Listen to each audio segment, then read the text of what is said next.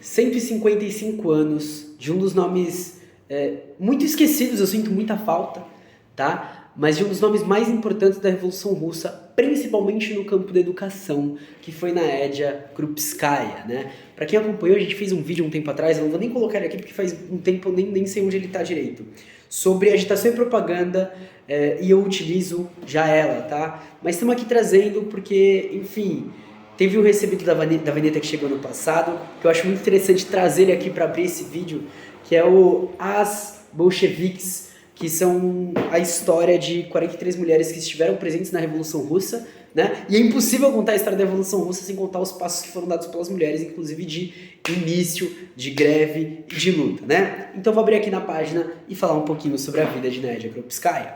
Para falar um pouquinho sobre o começo de sua vida, tá? Em 1887, então aí, quando ela estava com quase 20 anos, depois de completar o ginásio com medalha de ouro e obter o diploma de preceptora, Naédia teve de se empregar imediatamente como professora substituta na mesma escola. Nessa época, ela era influenciada pelo humanismo social do escritor Leon Tolstói, chegando até a colaborar com ele, à distância, na edição de materiais de leitura popular. Sem abandonar o posto de professora, no outono de 1889, matriculou-se na seção de matemática dos cursos superiores para mulheres de Bestuzhev e começou a frequentar como ouvinte os cursos de filologia da universidade. E aí ela adentra num círculo clandestino de estudos, né? E ali estudou obras como O Capital, de Karl Marx, e Origem da Família e a Propriedade Privada e do Estado, de Friedrich Engels. Devido à sua dedicação a esses estudos políticos, logo deixou de frequentar os cursos universitários. Então é mais um dos nomes que sai da universidade e mesmo assim taca fogo em tudo, né? Bom, a Krupskaya ela vai ter um grande papel, principalmente na tradução de livros, na ajuda de escritas, né, de livros do próprio Lenin e também na escrita de livros próprios, né? Sejam seus livros pedagógicos, por exemplo, ela tenta montar um dicionário, né, de pedagogia, infelizmente é um trabalho inconcluso, até livros de histórias, como ela escreve um livro sobre o marido dela, Lenin, também posteriormente. Mas é interessante ler, né, que em 1970, por proposta da União Soviética, a Unesco deu seu nome a um prêmio anual de mérito do combate ao analfabetismo.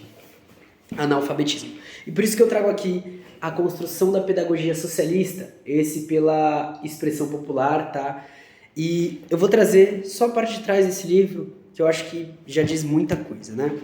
O governo dos operários e camponeses, que respeita os interesses das massas populares, deve romper com o caráter de classe da escola.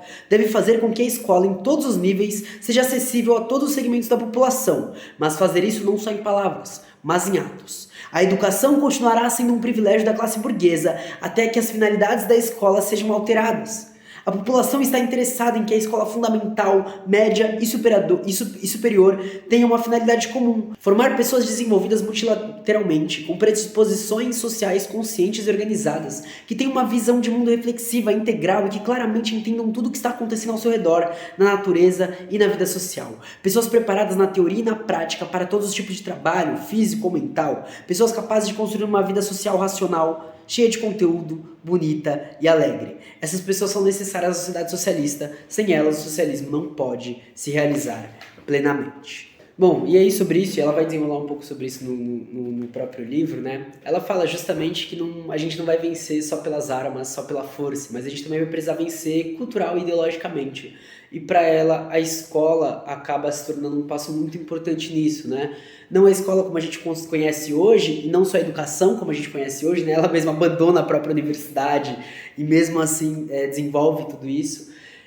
Mas ela fala sobre essa integração da própria vida social, e da escola também ser integrada pela vida social. Então, por exemplo, as escolas serem comunitárias, elas, né, terem essa questão de estarem conectadas ao território, embora não com essas palavras, mas ela traz muito nesse sentido.